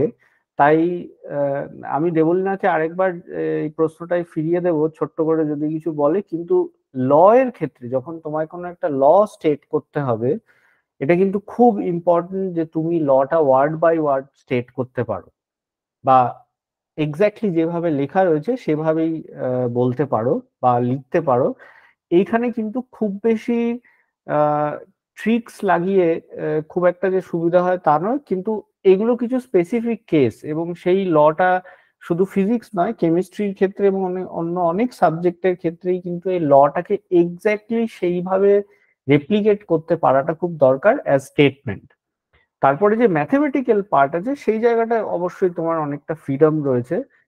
যদিও এইসবের পরেও কিন্তু আমি বলবো যে লটাকে তুমি বুঝতে পারছো কিনা, মানে আসলে এটা তো একটা স্টেটমেন্ট হলো, কিন্তু তার মানে কি, ফিজিক্যালি কি হচ্ছে ওই সিস্টেমটাতে, লেন্স ল এক্স্যাক্টলি কি করছে, কোথায় ফোর্সটা আসছে এবং সেই ফোর্সটার উৎপত্তি স্থল এবং কারণ কি, এটা কিন্তু বোঝাটা খুব ইম্পর্টেন্ট। এইটা যদি বুঝতে না পারো তাহলে কিন্তু সেটা অনেক বেশি সিরিয়াস প্রবলেম। দেন জাস্ট লটাকে স্টেট করতে গিয়ে তোমার হয়তো একবার প্রবলেম হচ্ছে, সেটা দুবার লিখলে দেখবে ওই প্রবলেমটা অনেক ইজিলি ওভারকাম করতে পারছো। দেবুল্লা, যদি এই প্রশ্নের এই স্পেসিফিক পার্টটায় তুই কিছু অ্যাড করিস। আমার খুব ভালো লাগলো জয়দীপ যে তুমি স্পেসিফিক একটা এক্সাম্পল দিয়ে এই প্রশ্নটা করলে, যাতে আমরা আরেকটু স্পেসিফিক উত্তর দিতে পারি। হ্যাঁ, আমি বলছিলাম যে দেখ, লেন্সেস লতে তো সামনে থাকে বেসিক্যালি একটা মাইনাস সাইন। এবার সেই মাইনাস সাইনের মেন ব্যাপারটা কি, যে নেচার অপোজেস এনি চেঞ্জ। ঠিক আছে, যখনই কারেন্ট চেঞ্জ হতে যাচ্ছে, মানে ইন্ডাকশন মানে কি, মানে হচ্ছে তোর ফ্লাক্সটা চেঞ্জ হচ্ছে, ফ্লাক্স চেঞ্জ হওয়ার কিছু একটা কারণ আছে। তো যেই নতুন কারেন্টটা ক্রিয়েট হবে সেটা যাতে অরিজিনাল, মানে যেই কারণে মানে কারেন্টটা ক্রিয়েট হলো সেই কারণটাকে যাতে বাধা দেয়, এটা হচ্ছে মেন কথা। তার মানে নেচার অপোজেস এনি চেঞ্জ, এই এই মেন পার্টটা তোকে অ্যান্সারে রাখতেই হবে। ঠিক আছে, এবার ওই মেন পার্টটাকে রেখে এবার তুই যে এক্সাম্পলটা দিলি সেখানে যেমন একটা ওয়ার্ড যদি মিসপ্লেসড হয়, মিসপ্লেসড হওয়া উচিত নয়, এটা তো অবশ্যই ফ্যাক্ট। কিন্তু এইরকম একটা দুটো ওয়ার্ডের মিসপ্লেসড হওয়ার জন্য কিন্তু মানে এক্সামে, মানে এক্সামিনার যদি এটা বুঝতে পারে যে ভুল করে একটা ওয়ার্ড মিসপ্লেসড হয়েছে, সাধারণত ওটাতে পুরো কেটে শূন্য এটা কিন্তু দেওয়া হয় না। মানে আমি প্রায় 2015 সাল থেকে পড়াচ্ছি, নিজেও খাতা দেখি, অনেকেই যারা খাতা দেখেন তাদের সঙ্গেও কথা হয়। মানে তোর যদি ওভারঅল খাতার ইমপ্রেশনটা ভালো থাকে, তাহলে একটা দুটো ওয়ার্ড কেউ ভুল করে লিখলো, বা টানা লিখতে গিয়ে তো এমনি ভুল করে ভুল লেখা হয়ে যায়, সেটাতে খুব একটা এফেক্ট কিন্তু পড়ে না। হ্যাঁ, আর একটা কথা বলবো যে এইগুলো তো প্র্যাকটিস ছাড়া বেসিক্যালি পুরো পারফেক্ট অ্যান্সার লেখা, মানে যেমন একটা উদাহরণই আমি দিচ্ছি, যে আমাদের ক্লাসে যেমন এই ছেলেটা টপ করেছে, ওর অ্যান্সার পুরো পারফেক্ট হয়, মানে একদম ওয়ার্ড বাই ওয়ার্ড কোথাও কোনো কালি ছোঁয়ানোর জায়গা থাকে না। তো ও 10.0 তো 10.0 পায়, বা 9.5 অ্যাবাভ পায়। এবার বাকি যাদের কথা বলছি তাদের যেমন ছোটখাটো ভুল হয়, তো তাতে তারা 9.0-র উপরে পায়। হ্যাঁ, তো আমি বলছি যে এটা কখনোই হবে না যে এই ধরনের ভুলের জন্য তুই হয়তো 90% পেতিস, কিন্তু তুই তার জন্য কমে গিয়ে তুই 70% পেয়ে গেলি, অতটা তোর লস হবে না। তবে হ্যাঁ, এটা হতে পারে যে তুই মানে হাইস্ট পেতিস বা কিছু, সেইটা হলো না, সেটা হতে পারে। হ্যাঁ, তবে খুব বেশি নাম্বার কাটা যাবে কখন, যখন তোর আগাপাস্তলা ভুল। ধর তুই লেন্সেস লতে সবকিছু লিখলি, কিন্তু ওই মূল ব্যাপারটাই লিখলি না, যে মানে direction of induced current will be so that the cause will be opposed. এই যে মেন ব্যাপারটা, মানে রিজনটাকে অপোজ করবে, এই মেন ফ্যাক্টটা বাদ দিয়ে যদি বাকি সব তুই লিখিস, তাহলে তুই সত্যি শূন্য পাবি, আর যে খাতা দেখবে তারও মনে হবে যে এ তো আসল ব্যাপারটা জানে না। ঠিক আছে, এইভাবেই কিন্তু ব্যাপারগুলো হয়। আর এরকম কিছু ডেসক্রিপটিভ টাইপ থাকে। অনেকের কি হয়, পুরো সেন্টেন্স কনস্ট্রাকশনে অসুবিধা থাকে, তাদেরকে যেমন আমি বলি যে কতগুলো ছোট ছোট পয়েন্ট করে লিখতে, মানে গোটা সেন্টেন্স একবারে না লিখে, যে লেন্সেস ল স্টেটস দ্যাট বলে, ও লেন্সেস ল তে এটা সেভাবে বলা মুশকিল, কিন্তু ইলেকট্রনিক্স এর ক্ষেত্রে যেমন একটা কোনো সার্কিটের ওয়ার্কিং প্রিন্সিপাল, আমি সব বইতেই দেখেছি পুরো রচনার মতো থাকে, সেটা না করে মেন মেন পয়েন্ট গুলো 1 2 3 4 করে লিখলে কিন্তু সেটা দেখতে ভালো লাগে আর লেখার অনেক সুবিধে হয়। এটাই হচ্ছে ব্যাপার। আর আদারওয়াইজ তো বাকিটা প্র্যাকটিসই করতে হবে। আরেকটা ব্যাপার হচ্ছে ফিজিক্স যারা পড়ছে হায়ার স্টাডিজে যেতে চায় তাদের কম্পিটিটিভের উপর অবশ্যই মেন ফোকাস রাখা উচিত। আর কম্পিটিটিভে তোর ল্যাঙ্গুয়েজ কোনো ম্যাটার করবে না। তাই at the end of the day তোর পার্সেন্টেজের কম বেশি হবে, তুই 90% পেতি তার জায়গায় 80% পাবি, কিন্তু কম্পিটিটিভে যেহেতু ম্যাটার করবে না তাই তুই একদমই ফিজিক্সের উপর বিরক্ত হোস না। অ্যাজ লং এজ তুই বইটা পড়ে বুঝতে পারছিস, কনসেপ্টটা নিতে পারছিস, ততক্ষণ কিন্তু ইটস অল রাইট। ঠিক আছে? এবং এবং এটা খুব ইম্পর্টেন্ট যে তুমি এই পার্টটা খুব ভালো করে বুঝতে পারছো কিনা যে এখানে একটা অপোজিং ফোর্স আছে, সেই ফোর্সটা যে সোর্স থেকে এই ফোর্সটা ক্রিয়েট হচ্ছে তাকে অপোজ করে, আর তার কনস্ট্রাকশনটা কি, মানে আন্ডার হোয়াট সার্কামস্ট্যান্সেস এই ফোর্সটা ক্রিয়েট হয়, এই পার্টটা বুঝতে না পারলে কিন্তু সেটা ভবিষ্যতের জন্য অনেক বেশি সমস্যার। দেন এক্স্যাক্টলি ওয়ার্ড বাই ওয়ার্ড লিখতে পারছো কিনা, হ্যাঁ ওয়ার্ড বাই ওয়ার্ড লিখতে পারলে মার্কসের দিক থেকে একটা অবশ্যই সুবিধা হবে। কিন্তু তুমি যদি আমাদেরকে জিজ্ঞেস করো যে ফার্স্ট স্টেপ কি হওয়া উচিত, সেটা কিন্তু হওয়া উচিত কনসেপ্টটাকে খুব ভালো করে বুঝতে পারছি কিনা, এবং কনসেপ্টটা ভালো করে বুঝতে পারছি কিনা তার বেস্ট অ্যান্সার হচ্ছে যে ওই কনসেপ্টের উপর ভিত্তি করে অঙ্ক করতে পারছি কিনা। সেটা হয়তো শুধু লেন্সেস লর ক্ষেত্রে নয়, কিন্তু ইন জেনারেল ফিজিক্স এর ক্ষেত্রে কনসেপ্ট বুঝতে পারার ফার্স্ট স্টেপই হলো যে আমি সেটা লাগিয়ে অঙ্ক করতে পারি কিনা। ফিজিক্সের ক্ষেত্রে ম্যাথামেটিক্যাল কোশ্চেনের ক্ষেত্রে কনসেপ্ট দিয়ে ম্যাথামেটিক্যাল প্রবলেমে কোনো অসুবিধা হয় না, কিন্তু আচ্ছা, এক্সপ্লেনেশন লিখতেই আমার প্রবলেম হয়। তাহলে দেখো এটা সাময়িকভাবে হয়তো একটু সমস্যা হবে ঠিকই, এবং তুমি এটা প্র্যাকটিস দিয়ে ওভারকাম করতেই পারবে, আমি আমি খুব শিওর। কিন্তু এটাকে খুব মানে জীবনে এর জন্যই জলে ভেসে যাবে এরকম ভাবার কোনো কারণ নেই। এবং এই যে ভেসে যাবে না এবং ভালো কিছু করতে পারো, এই হোপটাকে যদি রাখো তাহলেই কিন্তু ফিজিক্সটা ভালো লাগবে। আহ, অবশ্যই আমি এটাও বুঝতে পারছি যে হয়তো কিছু কিছু সময় তোমার এরকম মনে হয় আরে যে জিনিসটা 5 মিনিটে হওয়ার কথা সেটা 50 মিনিট লাগছে। কিন্তু দেখবে সেটা পরে ভবিষ্যতে ওই 50 মিনিটটা পুষিয়ে যাবে, সেটা নিয়ে এখন হয়তো একটুখানি সমস্যা হচ্ছে কিন্তু পরে এটা হবে না। তাহলে আমরা পরের প্রশ্নটায় যাই। একটা প্রশ্ন এসছে, সেটা সময় নিয়ে। তন্ময়, তুমি কি মাইকটা অন করে শেয়ার করতে চাও, না দেবলিনাকে আমি বলবো প্রশ্নটা পড়তে?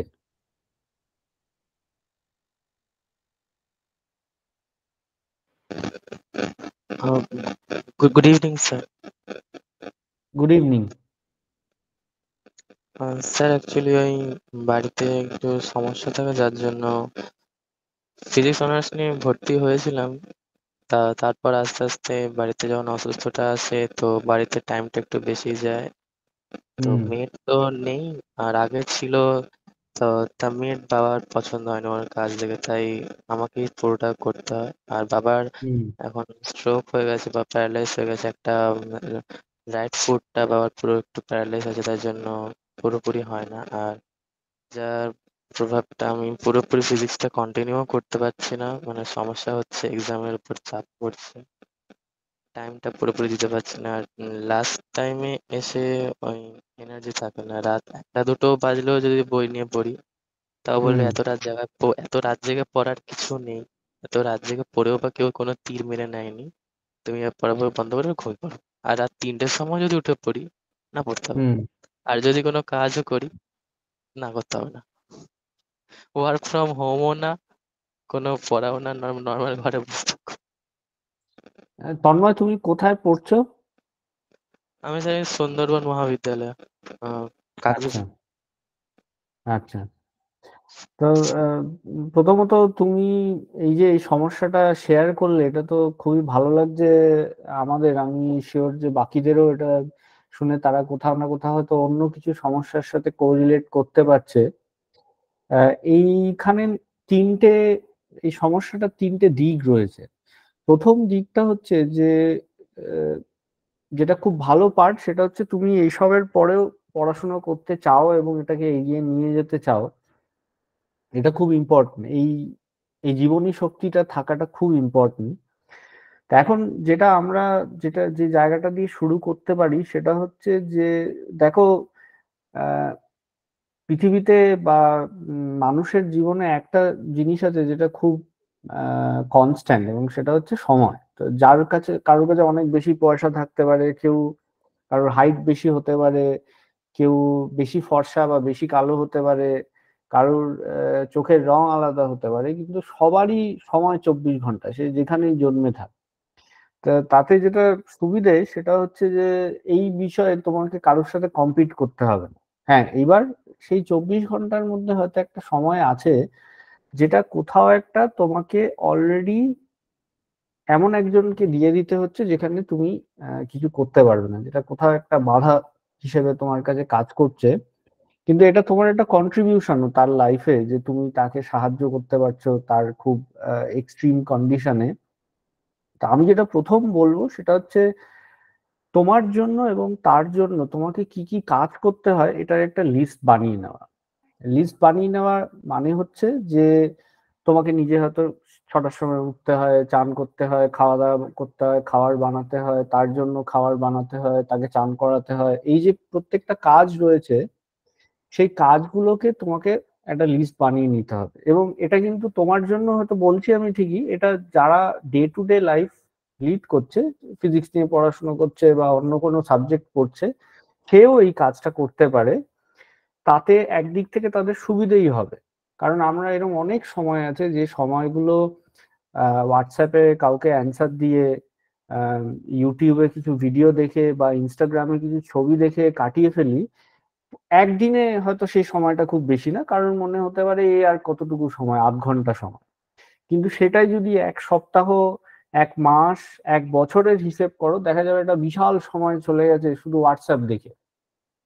এবং প্রত্যেকের জীবনে মানে কেউ যদি ধরে নেওয়া যাক কেউ যদি 80 বছর বাঁচে, তো তার জীবনে কিন্তু মাত্র 4000 সপ্তাহ রয়েছে। 4000 সপ্তাহের মধ্যে কারোর বয়স 20 হওয়া মানে 1000 সপ্তাহ অলরেডি চলে গেছে। তো এই যে কর্মক্ষম সময়, এটা কিন্তু মাত্র 2000 সপ্তাহ। এটা এমন খুব একটা যে বড় টাইম তা নয়, এটা দেখতে দেখতেই কেটে যায়। তাই ফার্স্ট আমি বলবো যে তোমার টাইমটাকে রেশনিং করতে হবে। রেশনিং করা মানে হলো আগে দেখতে হবে কি কি কাজ তুমি সারাদিনে করো, এবং সেই কাজগুলোকে কোথাও ক্লাস্টারিং করা যায় কিনা। যেমন ধরে নেওয়া যাক তুমি যখন চান করো ঠিক তার আগে যদি ওনাকে চান করিয়ে দাও, আমি এটা ঠিক বলতে পারবো না কারণ তোমার এক্সাক্ট কন্ডিশনটা আমাদের পক্ষে জানা হয়তো সম্ভব নয়, দিয়ে তুমি যখন খেতে বসো তখন যদি তাকে খাইয়ে দাও বা এরকম কিছু কাজ একসাথে করতে থাকো, তাহলে যেটা হবে যে খুব তাড়াতাড়ি তোমার একটা স্পেসিফিক রুটিনের মধ্যে যে কাজগুলো তোমার সারাদিন করতে হয় সেই কাজগুলো অ্যাটলিস্ট শেষ হয়ে যাবে। এইবার বাকি থাকলো বাকি সময়টা তোমাকে খুব সতর্কতার সাথে ব্যবহার করতে হবে, যাতে এরম না হয় যে সেটা তোমার হাতের তালু দিয়ে জলের মতো করে গলে চলে গেল। তো তার জন্য কিছু ব্লকার রাখতে হবে। ব্লকার মানে যদি না খুব এক্সট্রিম শারীরিক কারোর কন্ডিশন হয়, শুধু তার পাশে হয়তো বসে থাকার জন্য তুমি বসে থাকলে না, বরং অন্য ঘরে এসে পড়াশুনো শুরু করলে বা কিছু একটা পড়লে বা কিছু নোটস নিতে শুরু করলে, যদি দেখা যায় যে তার সাথে তোমাকে সময় কাটাতে হবেই, তখন কিছুটা ক্রিয়েটিভ ভাবে সেই সময়টা ইউজ করলে, যেমন হতে পারে হয়তো তুমি কোয়ান্টাম এন্ট্যাঙ্গেলমেন্ট পড়ছো কিন্তু ঠিক তখনই তার পাশে তোমাকে বসতে হবে। তুমি হয়তো ইউটিউবে কোয়ান্টাম এন্ট্যাঙ্গেলমেন্টের কিছু ভিডিও তার সাথে বা তার পাশে থাকতে থাকতেই দেখতে থাকলে, যাতে তোমার মাথায় অ্যাটলিস্ট কনসেপ্টটা চলে আসে। বা হয়তো এরকম হলো যে তোমাকে রান্না করতে হবে, রান্না করতে করতে তুমি কানে হেডফোন লাগিয়ে নেটের কোনো একজন যে ফিজিক্স পড়ায় তার হয়তো একটা ইউটিউব চ্যানেল রয়েছে, সেই ইউটিউব চ্যানেলটা কিছু জিনিস দেখে নিলে। তো এরকম ভাবে তুমি যদি 3টে জিনিস করো, ফার্স্ট হচ্ছে তোমার প্রত্যেক দিনটা শুরু হওয়ার আগে ডিফাইন করে নেওয়া যে তোমার কি কি কাজ করতে হবে, কখন সেই কাজগুলো করবে, আর সেই কাজগুলো করলে কখন কখন তোমার সময় থাকবে নিজের জন্য পড়াশুনো করার।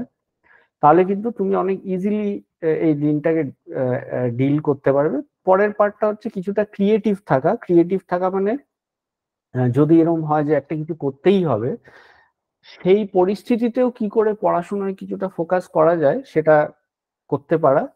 আর তৃতীয় পার্টটা হচ্ছে যে দেখো এরকম বহু এক্সাম্পল আছে যেখানে কিন্তু খুব খারাপ পরিস্থিতির মধ্যেও মানুষ এরকম অনেক কিছু করতে পেরেছে যেগুলো ভাবতেই পারা যায় না।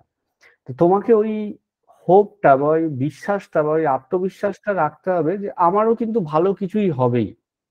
হ্যাঁ, যে তোমরা অনেকে হয়তো মাদাম কুরির নাম শুনেছো। মাদাম কুরি কিন্তু এমন একজন মহিলা পদার্থবিদ যিনি দুবার নোবেল প্রাইজ পেয়েছিলেন, একবার ওনার স্বামীর সাথে এবং একবার নিজে। এবং ওনার স্বামী কিন্তু মাঝপথে ওনাদের যে দুজনের রিসার্চ পাথওয়ে বা একসাথে যে গবেষণা করছিলেন তার মাঝেই রাস্তায় অ্যাক্সিডেন্ট হয়ে মারা যান। এবং সেই সময় মারি কুরির পরিস্থিতি বেশ খারাপ ছিল, কিন্তু তারপরেও তিনি সরকারের থেকে ভাতা নেননি, যেটা কারো স্বামী মারা গেলে ফ্রেঞ্চ গভর্নমেন্ট তাদেরকে একটা ভাতা দিত। এবং উনি নিজে এই সমস্ত পরিস্থিতির মধ্যে থেকে গবেষণা করে তারপরেও আরেকটি নোবেল প্রাইজ পেয়েছিলেন। তাই কেউ যদি এত সমস্যার মধ্যে থেকেও কিছু জিনিস করতে পারে, তোমাকে এই আত্মবিশ্বাসটা রাখতে হবে যে তোমার সমস্যাটা অবশ্যই তোমার মতো করে খুবই কঠিন, কিন্তু তার মানেই নয় যে তুমি যা করতে চাও সেটা করতে পারবে না। আর সেটা করতে হলে তোমাকে কিছু কিছু এমন জায়গায় কঠোর পদক্ষেপ নিতে হবে যেটা আপাতভাবে হয়তো কঠিন, কিন্তু সেগুলো নিতে হবে। তার মানে আমি বলছি না যার জন্য বা যাকে তুমি কেয়ার নিচ্ছ ওনাকে কেয়ার না নেওয়া, কিন্তু এরকম কিছু পরিস্থিতি যদি থাকে যে যখন তুমি দেখছো যে হ্যাঁ উনি শুয়ে আছেন, তাহলে উনি শুয়ে থাকুক, আমি পড়াশোনা করব। যদি না খুব সিরিয়াস কিছু হয়, এক্ষুনি আমার ওখানে গিয়ে বসার কোনো প্রয়োজন নেই। তা আমি জানি এই উত্তরটা ডাইরেক্টলি শুধু তোমাকে নয় অন্য অনেককেও হয়তো সাহায্য করবে, কিন্তু তোমাকে এই উত্তরটার থেকে তোমার মতো করে কিছু জিনিস বার করে নিতে হবে, যে আগের থেকে দিন যাতে আমার হাত থেকে বেরিয়ে না যায় সেই জন্য আগের থেকে প্ল্যান করা, কিছুটা ক্রিয়েটিভ ভাবে দিনটাকে ব্যবহার করা, এবং তার সাথে নিজের কিছু বাউন্ডারি কন্ডিশন রাখা। বাউন্ডারি কন্ডিশন মানে এই সময় আমি অবশ্যই পড়বো, এইটা মাথার মধ্যে খুব ফিক্সড করে রাখা যে অমুক শুক্রবার দিন ৮টা থেকে ৯টা অবধি আমি ফিজিক্স পড়বো, সেটা যে পরিস্থিতি হোক, যদি না খুব সিরিয়াস এমার্জেন্সি পরিস্থিতি আসে।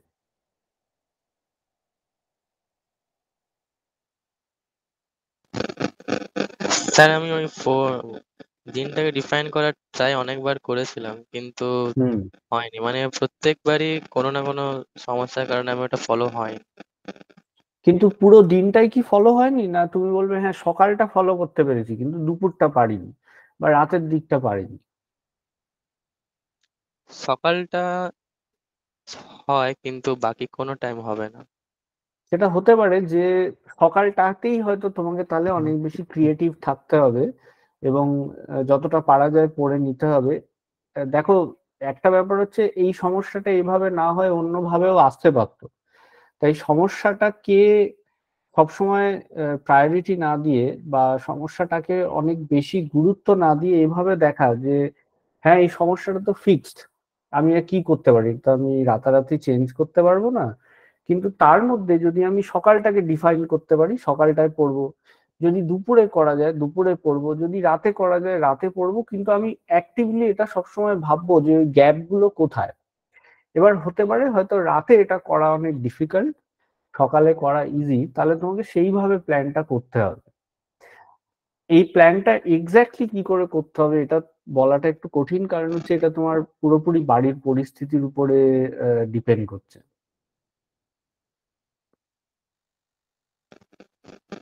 Okay sir. ঠিক আছে, তবে ইম্পর্টেন্ট হলো এই আশাটা ছেড়ো না বা এই ভেবে হতাশ হয়েও না যে আমার সাথেই এরকম কেন হলো। তুমি হতেই পারে যে এই পরিস্থিতিটা আর ২ বছর পর অনেকটাই পাল্টে যাবে যদি তুমি আরেকটু এগো পড়াশোনা করে। তুমি এখন কোন সেমিস্টারে রয়েছো? স্যার আমার সেকেন্ড সেমিস্টার। আচ্ছা, তা দেখো ২ বছরের মধ্যেই কিন্তু অনেকগুলো পরিস্থিতি চেঞ্জ হয়ে যাবে। তখন হয়তো তুমি মনেও করতে পারবে না যে সেকেন্ড সেমিস্টারে তোমাকে পড়াশোনার জন্য অনেক কষ্ট করে টাইম বার করতে হতো।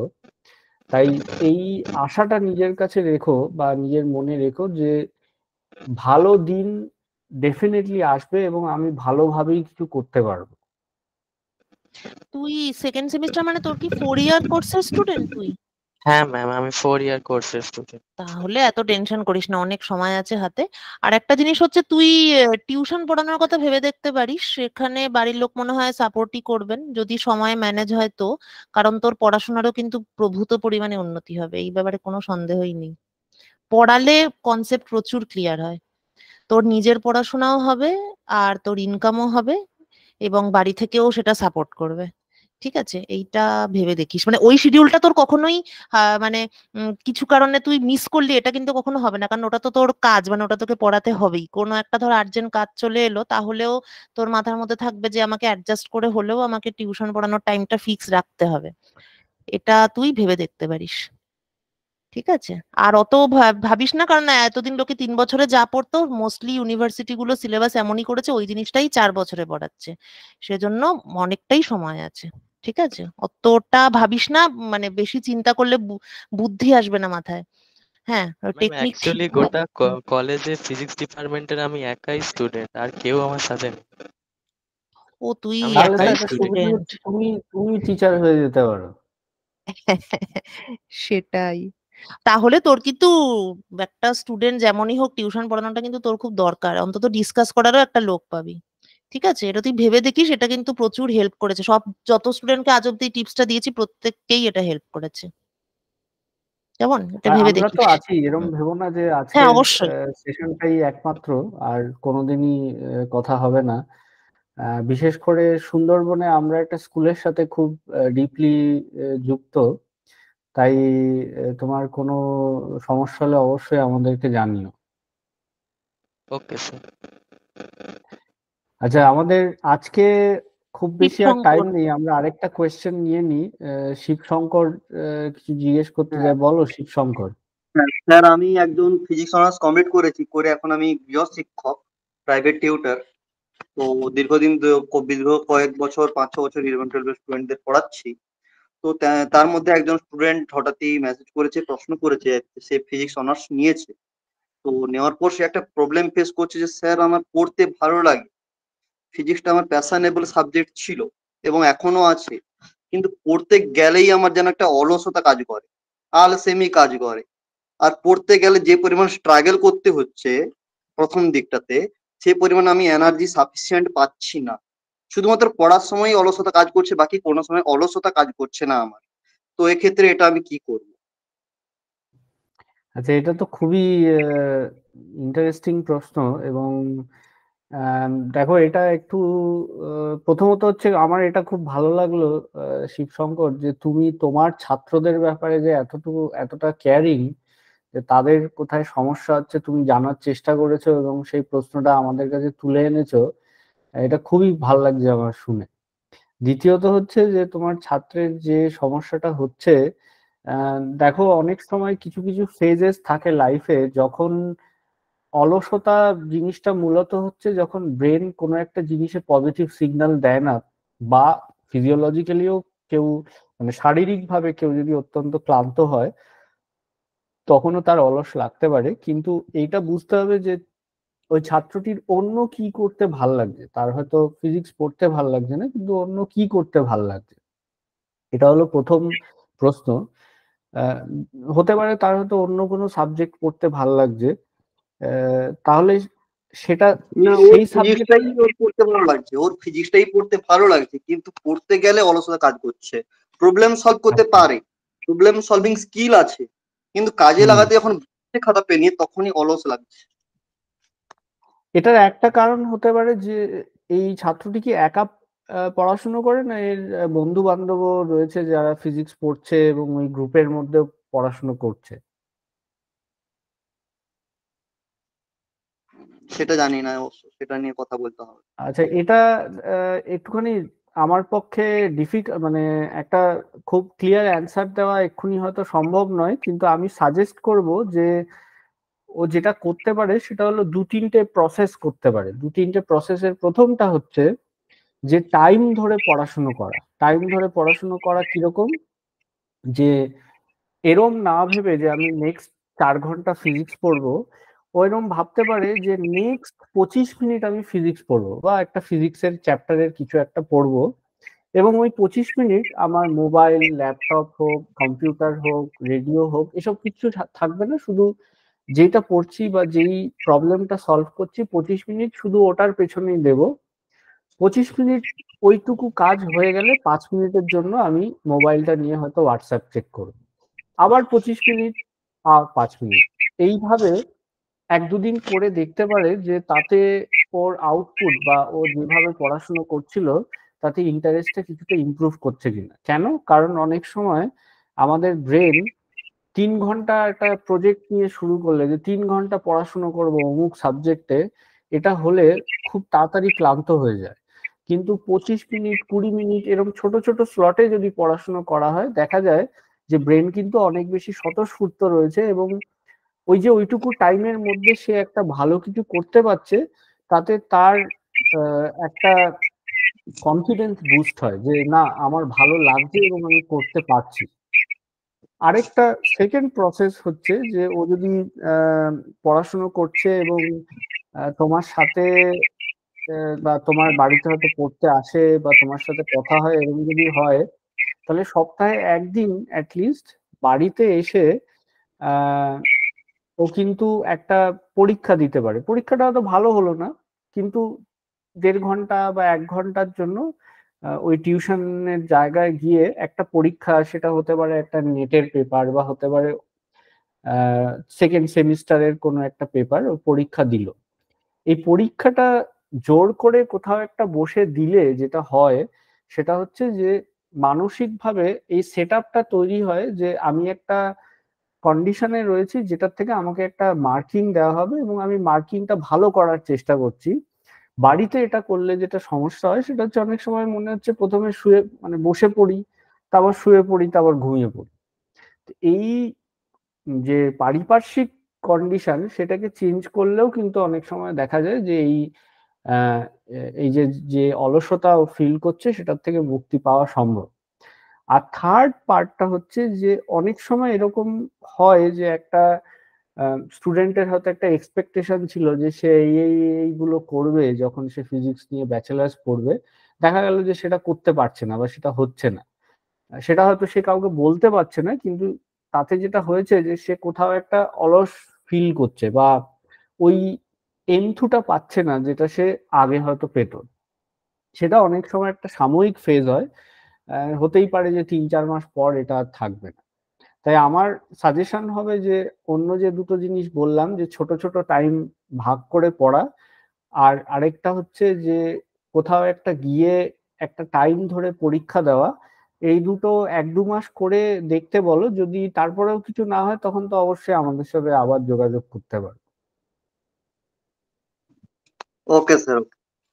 না, আরেকজন স্টুডেন্ট বলছিল তার পড়ায় মন বসছে না, চঞ্চল হচ্ছে, তাকে আমি 20 মিনিটস ওই এটা দিয়েছিলাম, স্লট আচ্ছা প্রসেসটা দিয়েছিলাম। হ্যাঁ, তার ক্ষেত্রেই অ্যাপ্রুভ হয়েছে। আচ্ছা, কিন্তু ওকেও করে দেখতে বলো যে তার সাথে একটু পরীক্ষাটা বা কোথাও একটা গিয়ে যেখান থেকে ও চাইলেই শুয়ে পড়লো বা রেডিওটা শুনলো বা একটু খেলা দেখলো, এরকম করতে পারবে না। একবার সিরিয়াসনেস থাকবে।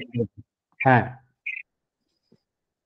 তো বুঝতে আজকে পেরেছি। আমাদের সময় প্রায় শেষের দিকে। আর কি কেউ কোনো প্রশ্ন করতে চায়? আমাদের আজকে লাস্ট একটা প্রশ্ন আমরা নিয়ে নেব তাহলে। আচ্ছা, সৌরভ পাঠিয়েছে, দেখো 25 মিনিটের এই টেকনিকটাকে কি বলা হয় এবং কিভাবে সেটা ব্যবহার করা হয়। আর কি কেউ কোনো বিষয় প্রশ্ন বা আলোচনা করতে চাও? আরেকটা স্যার কোশ্চেন আমি করছি, শিবশঙ্কর করছি। ধরুন স্যার হ্যাঁ, এরকম বলো। একজন স্টুডেন্ট আছে, ধরুন একটা স্টুডেন্ট আছে ফিজিক্স অনার্স করেছে, তো ফিজিক্স আচ্ছা। অনার্স করেছে কিন্তু তার একাডেমিক স্কোর সেরকম একটা ভালো আসছেনি। হুম। তো এবং লকডাউন টাইমেই কোর্সটা কমপ্লিট করেছে, আচ্ছা। টাইমে কোর্সটা কমপ্লিট করেছে, যার ফলে ইয়ার মানে কিছু মানে মানে লাস্ট 3টে সেমিস্টার অনলাইনে হয়েছে, সে কারণে প্র্যাকটিক্যালেও সেরকম প্র্যাকটিক্যাল করারও কোনো ভালো অপরচুনিটি পায়নি। তো সেক্ষেত্রে ওর যদি মানে যদি ধরুন ডিজিটাল সার্কিটে ইন্টারেস্ট আছে বা কোয়ান্টাম ফিজিক্সে ইন্টারেস্ট আছে বা সলিড স্টেট ফিজিক্সে ইন্টারেস্ট আছে, কিন্তু যেহেতু অনার্সে সেরকম ভাবে শেখা হয়ে ওঠেনি, তাই হায়ার স্টাডি করতে একটু পিছুপা হচ্ছে। তো সেক্ষেত্রে কি করা যেতে পারে? দেখো, এটা অনেকেরই এই সমস্যাটা হয়, শুধু যে কোভিড এর সময় বলে এই ছাত্রটির এই সমস্যা হচ্ছে বা ছাত্রীটির হচ্ছে এরকম নয়। অনেকে যারা জেনারেল সময় পড়াশুনো করেছে তাদেরও কিন্তু দেখা যায় যে পরে মনে হয় আচ্ছা অমুক জিনিসটা তো ঠিক করে পড়ে উঠতে পারিনি, বা অঙ্কের কিছু পার্ট আছে বা ক্যালকুলাসের কিছু পার্ট আছে সেগুলোতে আমি কিছুটা দুর্বল, তাহলে কি করব। আমার ব্যক্তিগত অভিজ্ঞতা হচ্ছে যদি কেউ মাস্টার্সে পায় এবং সে যদি সিরিয়াস হয় ওই সাবজেক্টটার ব্যাপারে, তাহলে কিন্তু একটা এক্সট্রা টাইম তাতে ডেডিকেট করে বা এক্সট্রা টাইম তার জন্য অ্যাসাইন করে সে আস্তে আস্তে এই উইকনেস গুলো কাটিয়ে উঠতে পারে। এটা অনেকটা সেরম যে ধরো কেউ হঠাৎ করে ফুটবল খেলতে গিয়ে তার পা ভেঙে গেছে, তো এখন তার মানে কি সে আর কোনোদিনই ফুটবল খেলতে পারে না? তা কিন্তু নয়, কিন্তু তাকে একটা এক্সট্রা টাইম তার লাগে যাতে আস্তে আস্তে পাটা ব্যান্ডেজ হওয়ার পরে যখন প্লাস্টার কাটে তারপরে ফিজিওথেরাপি এবং আরো কিছু কেয়ার নেওয়ার পর দেখা যায় সে কিন্তু আবার মাঠে ফিরে এসছে। তো যে ছাত্রটির কথা তুমি বলছো, এবং আমি এখানে এটা অনেকের জন্যই বলছি, যে তাদের যখন মনে হয় যে এই সাবজেক্টটা না আমি 11-12-এ বা ব্যাচেলার্সে বা গ্র্যাজুয়েশনে ঠিক করে পড়ে উঠতে পারিনি, এখন কি হবে? তার উত্তরটা হচ্ছে তোমরা যদি একটুখানি টাইম স্পেন্ড করো যখন শুরু করলে মাস্টার্স বা পরেও অনেক সময় পিএইচডি করতে গিয়েও এটা হতে পারে, যে কিছুটা সময় যদি ওই সাবজেক্টের ওই টপিক গুলোতে আলাদা করে স্পেন্ড করা হয় এবং যদি এই ইন্টারেস্টটা থাকে যে সেই সাবজেক্টটা নিয়ে পড়াশোনা করতে চায়, তাহলে অবশ্যই সেটা ওভারকাম করা সম্ভব।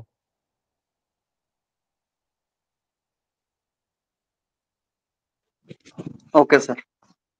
ঠিক আছে, তাহলে আজকে আমাদের যেহেতু সময় প্রায় শেষের দিকে, আমরা যেটা করব সেটা হচ্ছে আমরা চট করে কিছু ফিডব্যাক নিয়ে নিই সবার থেকে, যে আজকের সেশনটা সবার জন্য কিরম ছিল, তাদের কিরম লাগলো, এবং তারা আর কি কি টপিক নিয়ে হয়তো আমাদের থেকে শুনতে চাইছে বা ভাবছে।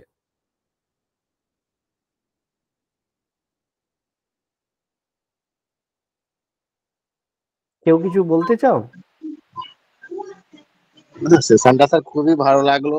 আর পরবর্তীতে স্যার এমন আপনারাই বলবেন কিছু টপিক, আমরা আর কি বলি। আচ্ছা, স্যার খুবই ভালো লাগলো এবং অনেক হেল্পফুল হলো সেশনটা।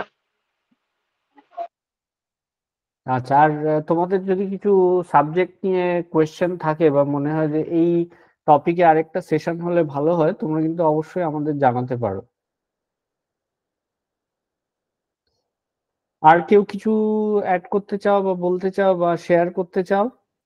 আচ্ছা, তন্ময় চক্রবর্তী, আমাকে একটু পার্সোনালি টেক্সট করিস, হ্যাঁ, এই ক্লাসটার পরে। মানে ওকে আমি ম্যাম। খুঁজে পাচ্ছি না তোকে। হ্যাঁ, ঠিক আছে। Okay ma'am.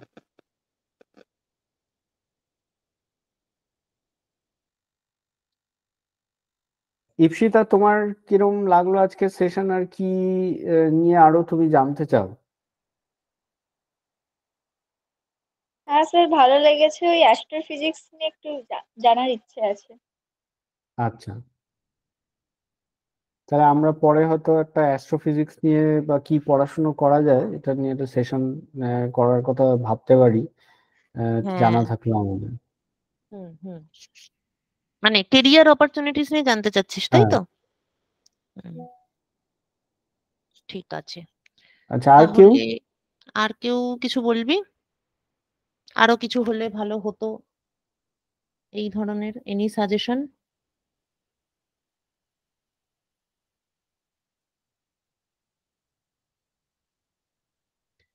তাহলে সেটা যদি না হয় আমরা আজকের সেশনটা এখানেই শেষ করি।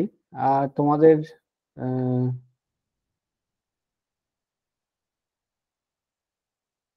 আচ্ছা, আমি চ্যাটটা ঠিক পড়তে পারছি না, দেউল না, যদি কিছু এসে থাকে একবার হ্যাঁ, চট করে বন্ধুলি বন্ধুলি বলছে আজকের সেশনটা খুব ভালোই লাগলো, thank you sir and ma'am, পরবর্তীকালে আরো কিছু জানতে পারলে ভালো লাগবে। আচ্ছা, ঠিক আছে। ঠিক আছে, তাহলে তোমরা সাবধানে থেকো।